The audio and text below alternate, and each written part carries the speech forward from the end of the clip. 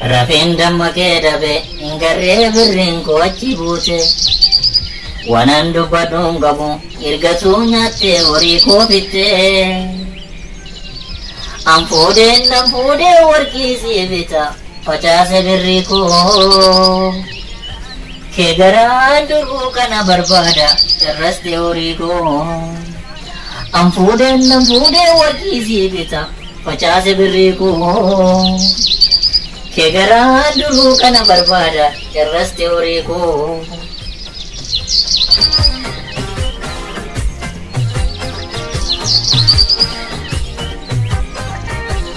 Tumoo erga wal fuunee ji'an guunne walammanne walis dhunganne gadiin seenye bakka yaadne hin geenye.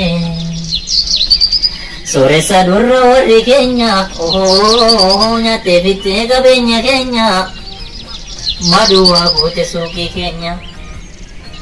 Pasta fruuzii likkitti nyaattu sarbaa fudhuu kee gaafa baastu nyaattee quufnaan bilbilaan kaastu. Bakkee dhumee kiyya horiini suuqiin dhumteen jirtu birriini. Ammas qalbiin maal si feete kottu nyaata lakki kottu nyaata. Waan garaan kee hin beekne nyaatte naaf albaata lakka naaf albaata.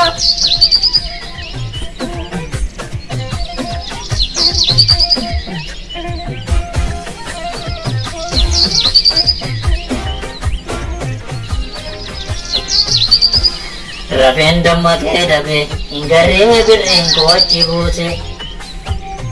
Wanan dubbadhuun qabu ergatuu nyaattee horii koo fittee.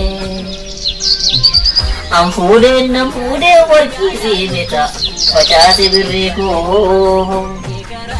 Kee garaa duruu kana barbaada irraste horii koo. An fuudhee warqii sii bita facaase birrii koo. Kee garaa duruu kana barbaada irraste horii koo.